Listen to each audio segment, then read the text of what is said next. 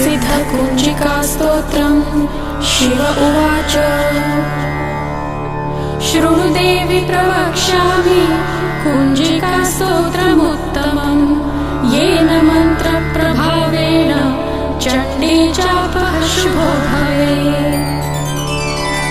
न कवचं नार्गलास्तोत्रम् कीलकं न रहस्यकम् न सूक्तं नापि ध्यानं च न न्यासो न च वार्चनम्। कुञ्जिकापाठमात्रेण दुर्गापाठफलं लभेत्। अतिगुह्यतरं देवी देवानामपि दुर्लभम्। गोपनीयं प्रयत्नेन स्वयोनिरिव पार्वती। मारणं मोहनं वश्यं स्तम्भनोच्चाटनादिकम्। पाठमात्रेण संसिद्ध्येत् कुञ्जिकास्तोत्रमुत्तमम्। अथ मन्त्रः। ॐ ऐं ह्रीं क्लीं चामुण्डायै विच्छे। ॐ ग्लौं हूं क्लीं जूं सः ज्वालय ज्वालय ज्वल ज्वल प्रज्वल प्रज्वल।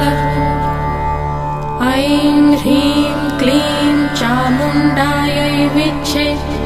ज्वल हं सं लं क्षं फट् स्वाहा इति मन्त्रः। नमस्ते रुद्ररूपिण्यै नमस्ते मधुमर्दिनी। नमः कैटभहारिण्यै नमस्ते महिषार्दिनी। नमस्ते शुम्भहन्त्रै च निशुम्भासुरघातिनी।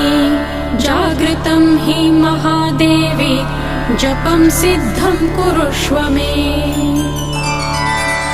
ऐङ्कारी सृष्टिरूपायै ह्रीङ्कारी प्रतिपालिका। क्लीङ्कारी कामरूपिण्यै बीजरूपे नमोऽस्तु ते। चामुण्डा चण्डघाती च यैकारी वरदायिनी।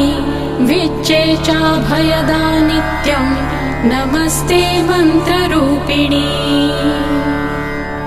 धां धीं धूं धूर्जटेः पत्नी वां वीं वूं वागधीश्वरी। क्रां क्रीं क्रूं कालिका देवी शां शीं शूं मे शुभं कुरु। हुं हुं हुंकाररूपिण्यै जं जं जं जम्भनादिनी। भ्रां ह्रीं भ्रूं भैरवी भद्रे भवान्यै ते नमो नमः।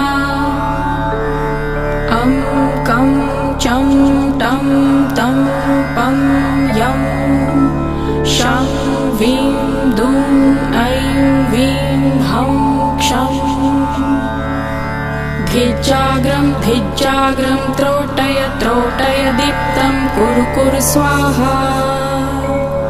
पां पीं पूं पार्वती पूर्णा खां खीं खूं खेचरी तथा।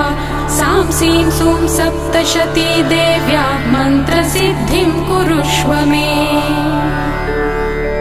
इदं तु कुञ्जिकास्तोत्रं मन्त्रजागर्ति हेतवे। अभक्तेनैव दातव्यं गोपितं रक्ष पार्वती।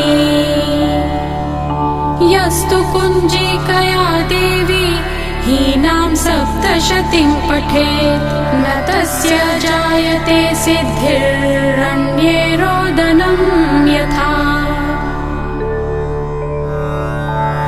इति श्रीरुद्रयामले गौरीतन्त्रे शिवपार्वती संवादे कुञ्जिकास्तोत्रं सम्पूर्णम्।